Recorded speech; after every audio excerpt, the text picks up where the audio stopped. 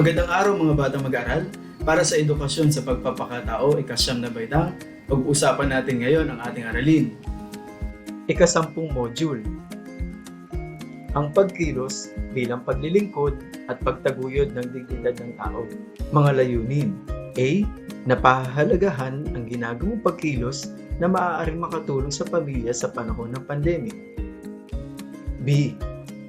Naipapakita ang pagbabahagi sa pamayanan, pamilya at paaralan ng mga pagkilos na nakatutulong sa iba. At C. Napauunlad sa pamamagitan ng pagbabahagi at paglilingkod sa iba. Paunang pagsubok. Sukatin natin ang dati mong kaalaman at mga dapat mo pang malaman sa paksa. Simulan natin. Alin sa sumusunod ang nagtataglay ng epektibong paggawa bilang paglilingkod sa kapwa? A. May tunguhin, prioridad, at kaalaman sa pangangailangan ng iba. B. May tunguhin, prioridad, kaalaman sa pangangailangan ng kapwa at sapat na kakayahan. C. May malinaw na hangarin sa pagtulong, prioridad, at pangako na handang maglingkod anuman ang kaharapin. D. May malinaw, malalim at positibong hangarin sa pagtulong, prioridad, handa sa anumang kakaharapin at walang pinipiling paglingkuran.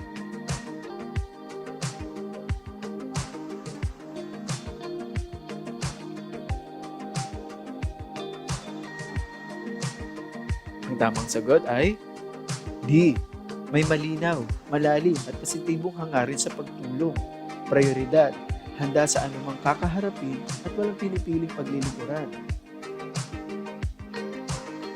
Aling sitwasyon ang higit na nagpapakita ng kilos ng tao na may paggawa bilang paglilingkod sa kapwa? A. Pagkumpuni ng bahay pagkatapos masira ng lumang bagyo. B. Pag-donate ng lumang damit sa nasunugan ng bahay. C. Pagbuo at pagsasagawa ng programang feeding program para sa mga street children. D. Pakikilahok sa Clean and Green Drive.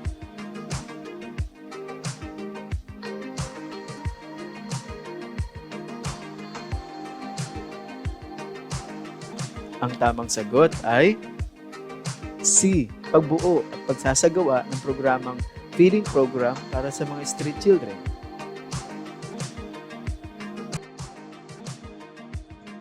Bakit mahalaga ang paggawa o pagkilos sa paglilingkod bilang pag-angat sa dignidad ng tao? A. Dahil sa paggawa o kilos nakikita ang katapatan sa paglilingkod. B. Sa kilos o gawa nakikita ang tunay na lalim ng kahulugan ng buhay. C. Sa kilos at gawain na susukat ang pagkatao ng isang tao. D.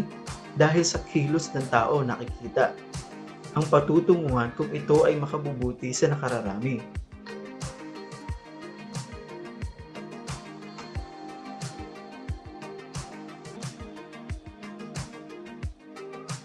Ang tamang sagot ay B. Sa kilos o gawa nakikita ang tunay na lalim ng kahulugan ng buhay. Viral sa social media, telebisyon at radyo ang iba't ibang uri o paraan sa paglilingkod sa kapwa upang maibsan ang kahirapang kinaharap na epekto ng pandemyang COVID-19 mula sa salita hanggang sa gawa. Alin sa mga sitwasyon ang nagpatunay na kaya nating maglingkod sa kapwa na hindi kinakailangan lumabas ng bahay upang maihatid ang tulong sa iba? A. Palagi ang pagdarasal para sa kaayusan ng bawat pamilyang Pilipino. B. Pagluluto ng pagkain at pagbigay nito sa mga frontliners. C. Pagbuo ng digital concert event through social media upang makalikom ng donasyon o fundraising. D. Pagbenta ng gamit sa pamamagitan ng garage sale.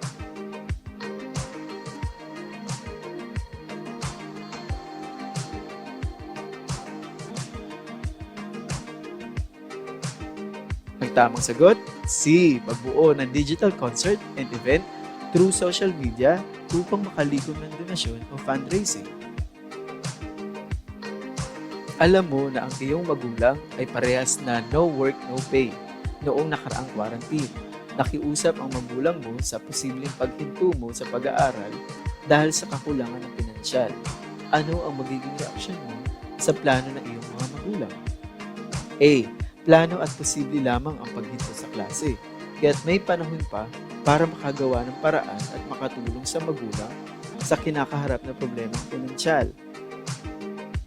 B. Hindi kikibuin ang magulang hanggat magbago ang kanilang desisyon. C. Hahayaan na lamang at hindi uunawain ang sinabi ng mga magulang. D. Sasama ang loob at pagmamukmok.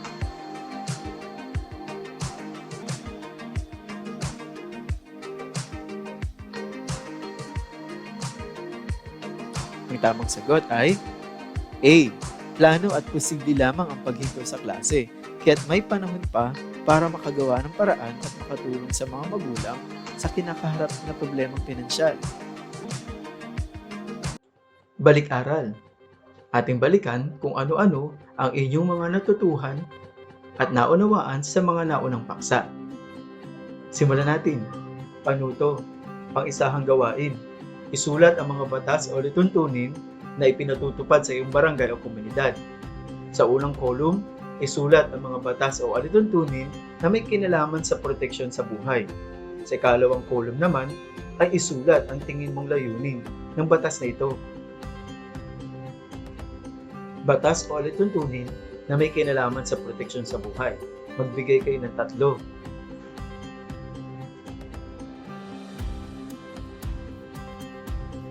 Pagkatapos, ang layunin ng batas na ito.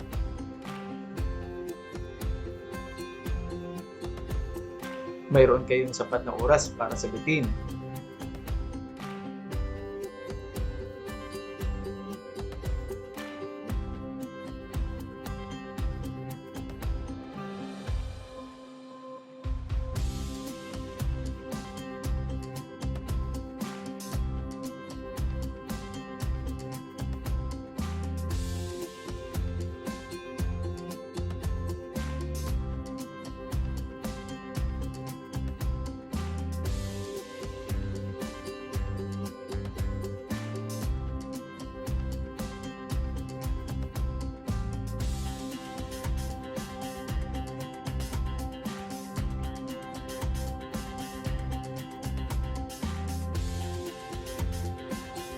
Aralin.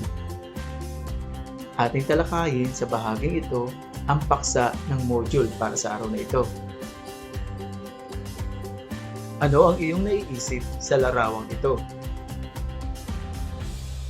Ang Manggahan Pasig Flood Control System na nasa larawan ay infrastruktura na ginawa ng mga inhinyero upang pamahalaan ang dumadaloy na tubig, lalo sa panahon ng tag-ulan, upang maiwasan ang pagbaha sa mabababang lugar. Gamit ang kagalingan at talino, nabuo ang konseptong ito para sa tao at para sa bayan. Ano naman ang iyong naisip sa larawang ito? Ang isa pang larawan ay ang Pasig Elevated Bridge o Walkway ay pangunahing daan sa Business Central District sa Ortigas Center, Pasig. Ito ay isa din sa mga infrastruktura na makikita sa lungsod. Malaki ang naitutulong ng daan na ito sa mga pedestrian at mga dumadaan na sasakyan. Naiibsan nito ang daloy ng trapiko at disiplina sa tamang daanan. Napadadali din ng walkway na ito ang patutunguhan ng tao gamit ito. May bubong at komportabling daanan. Mula sa talino at pagmamalasakit, naisip ng inhinyero at arkitekto ang disenyo ito. Ano naman ang iyong tingin sa larawang ito? Ano naman ang iyong naiisip dito? Ang mga larawan na nakita ay nagpapahayag ng paggawa o kilos ng tao upang itaguyod ang sariling kakayahan, lakas at talento at gamitin ito upang maging sangkap o pagkakakitaan bilang isang manggagawa o pamunuan ang negosyong nais. Kung babaybayin ang salitang paggawa bilang paglilingkod, ay parehas na nangangailangan ng kilos o paggalaw.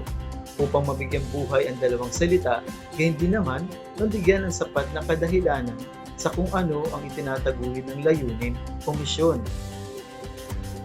Ang salitang nang sa wikang Pilipino ay pangatnig, na nagsasaad ng kilos o galaw. Sa makatuwid, Ganap ang kilos o paggawa upang maitaguyod ang layunin o misyon sa dignidad ng tao. Dignidad. Ang salitang dignidad ay hango sa salitang Latin na dignus o karapat-dapat. Sa salitang dignidad din ay may pagpapahalaga o values na pumapaloob sa dalawang salita, ang paggalang at respeto. Ngunit ano nga ba ang kinalaman ng kilos o paggawa sa dignidad ng tao? Tulad ng mga imbensyon ng siyensya, mula sa talino ng lumikha, mga bagay o produkto na gawang kamay na mula sa pagkamalikhain ng isip, tulad ng banig na nagmula sa tuyong dahon, at paso na gawa sa hinulmang putik, paghahabi ng tela upang maging kasuotan. Sa makatuwid, ang tao ay may kakayahan sa paggawa at ipagpatuloy ito para sa anuman niyang naisin. Katulad ng langgam, makikita sa pagkilos ang pangunahing dahilan ng kanilang ginagawa. Ang pag-imbak ng pagkain na ginagawa ng mga langgam ay isa sa mga paraan upang mag-imbok ng pagkain bago sumapit ang tag-ulan. Paglalahat. Sa bahaging ito, tignan natin ang mga mahalagang konsepto na dapat nating maunawaan. Simulan natin. Panuto. Kumpletuhin ang talata. Piliin ang mga salita na nasa loob ng box. Isulat ito sa iyong kwaderno. Simulan natin.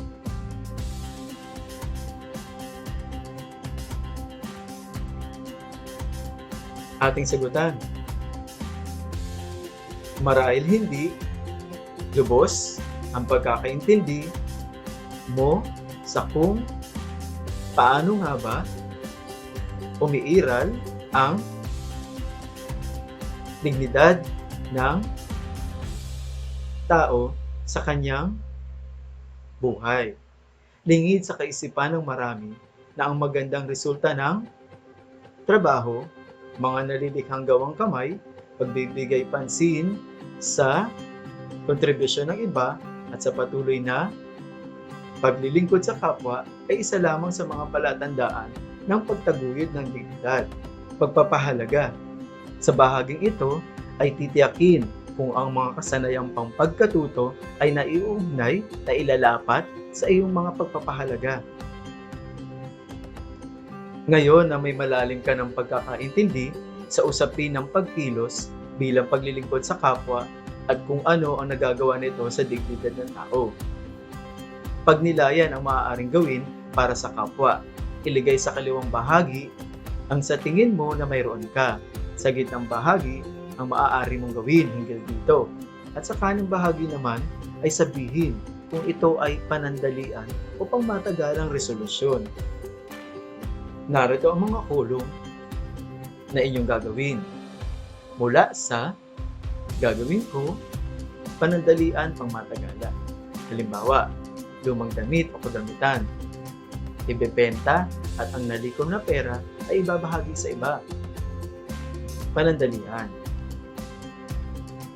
May sapat kayong panahon upang sagutin ito sa iyong kwaderno.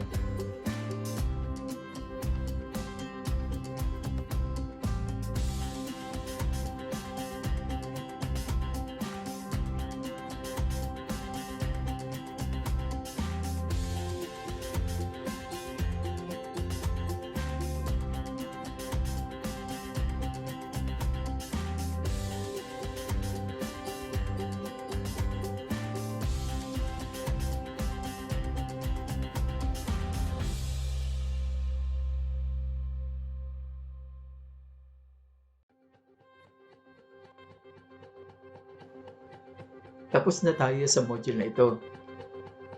Naway gamitin natin sa pang-araw-araw ang mga natutunan nating salita at gamitin ito sa ating buhay. Maraming salamat!